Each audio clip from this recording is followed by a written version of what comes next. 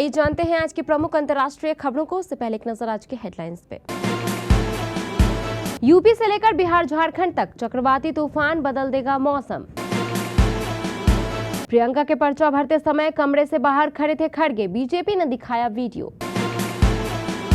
चीन के तेवर आखिर क्यों पड़े नरम, कजवान में पीएम मोदी जिनपिंग की मुलाकात के पीछे ये 5 कारण। उद्धव ठाकरे से बगावत कर एकनाथ शिंदे के साथ गुवाहाटी जाने वाले सभी विधायक को टिकट, देखे शिवसेना की पूरी लिस्ट। यूपी की सभी 9 सीटों पर सपा के सिंबल पर चुनाव लड़ेंगे गठबंधन के प्रत्याशी, अखिलेश के इस ऐलान के क्या है मायने। राजस्थान उपचुनाव के लिए कांग्रेस ने किया उम्मीदवारों का ऐलान, जानिए किस सीट से किसको मिला टिकट। तुर्की का पलटवार, इराक और सीरिया को बनाया निशाना, 32 जगहों पर एयर स्ट्राइक। नसरल्लाह के उत्तराधिकारी सफीउद्दीन को इजराइल ने किया ढेर, हिजबुल्लाह ने 20 दिन बाद की पुष्टि। सलमान खान ने बिश्नोई समुदाय के सामने रखी चेकबुक, गैंगस्टर लॉरेंस के कजन ने कहा हमारा खून खौल रहा था। और न्यूजीलैंड ने टॉस जीतकर पहले चुनी बल्लेबाजी, भारत की प्लेइंग 11 में 3 बड़े बदलाव। दक्षिणी भारत और नॉर्थ ईस्ट के कुछ राज्यों में अभी भी बारिश का दौर जारी है। आज भी कई राज्यों में बारिश की चेतावनी जारी की गई है। मौसम विभाग के अनुसार दिल्ली में दिन के तापमान में हल्की गिरावट की शुरुआत हुई है। अनुमान है कि इस साल उत्तर भारत में कड़ाके की सर्दी पड़ सकती है। दिल्ली एनसीआर में दिन के तापमान में हल्की गिरावट देखने को मिल रही है, कहीं कहीं अभी भी गर्मी का एहसास जारी है। मौसम विभाग के अनुसार गुरुवार 24 अक्टूबर को अधिकतम तापमान 33 डिग्री और न्यूनतम तापमान 19 डिग्री सेल्सियस तक रहने की संभावना है। बंगाल की खाड़ी में चक्रवाती तूफान दाना होता जा रहा है। पश्चिम बंगाल और बिहार सहित कई राज्यों में मौसम में बदलाव देखने को मिल सकता है। मौसम विभाग ने आज पश्चिम बंगाल में भारी बारिश का अलर्ट जारी किया है। बिहार के कुछ इलाकों में हल्की बारिश की संभावना जताई जा रही है।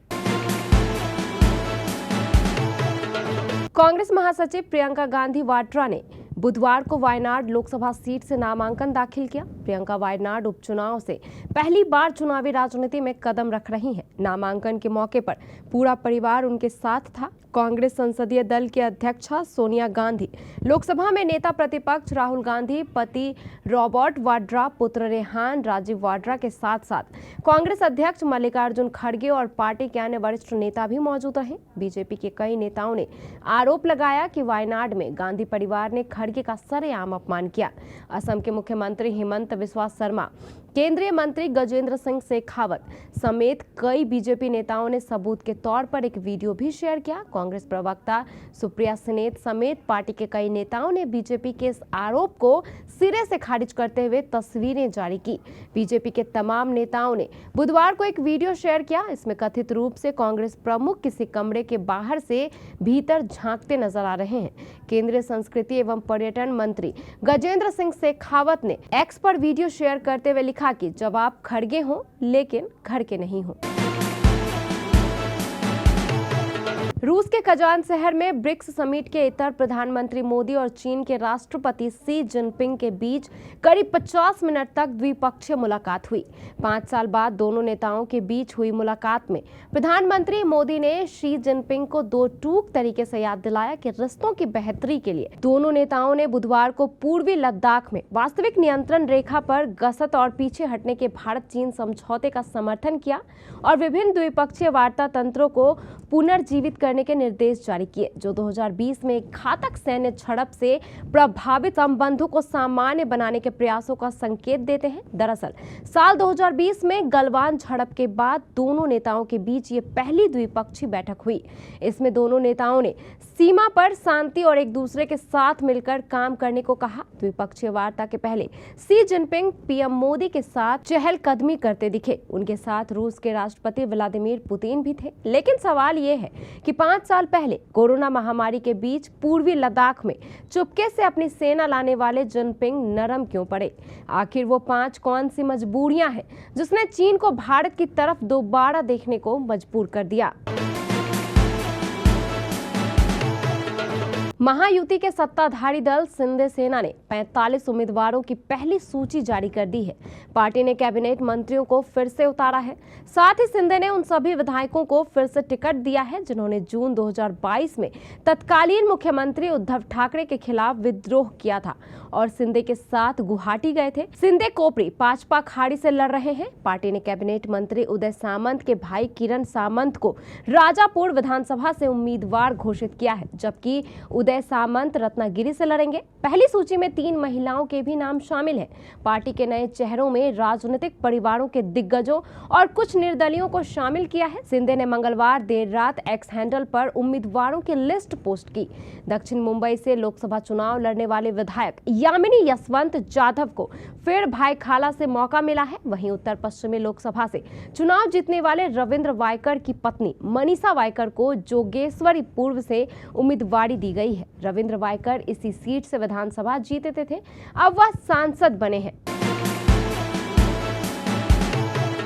13 नवंबर को यूपी की 9 विधानसभा सीटों पर उपचुनाव होना है। अखिलेश यादव ने बुधवार देर रात एक बड़ा ऐलान करते हुए कहा कि सभी 9 सीटों पर गठबंधन के उम्मीदवार सपा के पार्टी सिंबल पर चुनाव लड़ेंगे। सोशल मीडिया प्लेटफॉर्म एक्स पर एक लंबी पोस्ट के जरिए अखिलेश यादव ने इसका ऐलान किया। सपा प्रमुख का ये ऐलान इसलिए अहम है क्योंकि सीट शेयरिंग को लेकर कांग्रेस और सपा में लंबे समय से खींचतान देखी जा रही है। ऐसे में अखिलेश यादव इस ऐलान के आखिर क्या मायने हैं? दरअसल आशंका जताई जा रही थी कि मन मुताबिक सीटें न मिलने की वजह से कांग्रेस पार्टी ने उपचुनाव को लड़ने से इनकार कर दिया है। कांग्रेस पार्टी हारी हुई सीट पर दांव नहीं लगाना चाहती थी। अखिलेश यादव ने कांग्रेस के लिए गाजियाबाद और खैर की सीट छोड़ी थी, जिसे अभी भी राजनीतिक जानकार और कांग्रेस पार्टी भी ऐसी सीट मान रही थी जिसे जीतना लगभग नामुमकिन था, क्योंकि भाजपा पिछले कई बार से इन दोनों सीटों को जीतती आ रही थी। राजस्थान में 7 विधानसभा सीटों पर होने वाले उपचुनाव के लिए कांग्रेस ने अपने कैंडिडेट्स का ऐलान कर दिया है। बुधवार देर रात अखिल भारतीय कांग्रेस कमेटी की तरफ से लिस्ट जारी की गई है। लिस्ट के मुताबिक पार्टी ने झुंझुनू से मौजूदा कांग्रेस सांसद ब्रिजेंद्र ओला के बेटे अमित ओला को टिकट दिया है। वहीं आर्यन खान को रामगढ़ सीट से टिकट दिया गया है, जो उनके पिता जुबैर खान के निधन के बाद खाली हुई थी। दौसा से पार्टी ने दीनदयाल बैरवा को प्रत्याशी घोषित किया है। इसी तरह कस्तूर चंद मीना, रतन चौधरी, महेश रोत और रेशमा मीना को क्रमशः देवली, उनियारा, खींवसर, 84 और सलुम्बर से मैदान में उतारा गया है। कांग्रेस ने लोकसभा चुनाव की तरह उपचुनाव के लिए किसी क्षेत्रीय पार्टी से गठबंधन नहीं किया है। तुर्की की राजधानी अंकारा में हुए आतंकी हमले के कुछ घंटों के बाद तुर्की ने इराक और सीरिया पर हमला किया। अंकारा के पास तुर्की एयरोस्पेस इंडस्ट्रीज के मुख्यालय पर आतंकी हमला हुआ था। तुर्की के रक्षा मंत्रालय ने कहा है कि इस हमले में जवाब में इराक और सीरिया में कुर्दिस्तान वर्कर्स पार्टी के ठिकानों पर हमला किया गया। तुर्की के इंटीरियर मिनिस्टर अली येरलिकाया ने कहा कि इस बात की बहुत अधिक संभावना है कि पीकेके के सदस्यों ने ही अंकारा पर हमला किया था। 23 अक्टूबर को तुर्की में हुए हमले में हमलावरों ने 5 लोगों की हत्या कर दी और 22 लोगों को घायल कर दिया। घायलों में से 2 की हालत गंभीर है। अली येरलिकाया ने बताया कि हमले के बाद दोनों आतंकी मारे गए। उन्होंने आगे कहा, TUSAS अंकारा कहराम नकाजान साइट पर हुए आतंकी हमले में 2 आतंकवादियों को मार गिराया गया। दुख की बात है कि हमले में 5 लोग शहीद हो गए और 22 घायल हो गए। हिजबुल्लाह ने हाशेम सफीउद्दीन की मौत की पुष्टि की है। नसरल्लाह की मौत के बाद सफीउद्दीन को ही हिजबुल्लाह की कमान मिली थी। नसरल्लाह की मौत के बाद इस महीने की शुरुआत में ही इजराइल की सेना ने दावा किया था कि उसने सफीउद्दीन की बेरूत में ढेर कर दिया है, लेकिन लेबनान और हिजबुल्लाह की ओर से इसकी आधिकारिक पुष्टि नहीं की गई थी। हालांकि अब करीब 1 महीने बाद हिजबुल्लाह ने इसकी पुष्टि कर दी है। हिजबुल्लाह ने एक बयान में कहा कि सफीउद्दीन इजरायली हवाई हमले में मारा गया। CNN हिजबुल्लाह ने अपने बयान में हवाई हमले की तारीख का जिक्र नहीं किया है। लॉरेंस बिश्नोई के कजन रमेश बिश्नोई का कहना है कि बॉलीवुड स्टार सलमान खान से जुड़े काले हिरन मामले में पूरा बिश्नोई समुदाय जेल में बंद गैंगस्टर के साथ खड़ा है। रमेश ने आरोप लगाया कि सलमान खान ने बिश्नोई समुदाय को पैसे की पेशकश की थी, लेकिन उन्होंने इसे स्वीकार करने से इनकार कर दिया। लॉरेंस बिश्नोई एक गैंगस्टर है जिस पर कई आरोप हैं और वह फिलहाल गुजरात की साबरमती जेल में बंद है। कथित तौर पर काले हिरन शिकार मामले के बाद सलमान खान को लॉरेंस बिश्नोई और उनके गिरोह से कई बार जान से मारने की धमकियां मिली हैं। लॉरेंस बिश्नोई के कजन रमेश बिश्नोई ने इस मामले पर बात की। उन्होंने बताया कि सलमान खान ने पहले बिश्नोई समुदाय को पैसे की पेशकश की थी। रमेश ने कहा, उनके पिता सलीम खान ने कहा कि लॉरेंस गिरोह पैसे के लिए ऐसा कर रहा है। मैं उन्हें याद दिलाना चाहता हूं कि उनका बेटा समुदाय के सामने एक चेकबुक लाया था और कहा था कि आंकड़े भरे, इसे ले ले। अगर हम पैसे के भूखे होते तो हम उसी समय ले लेते।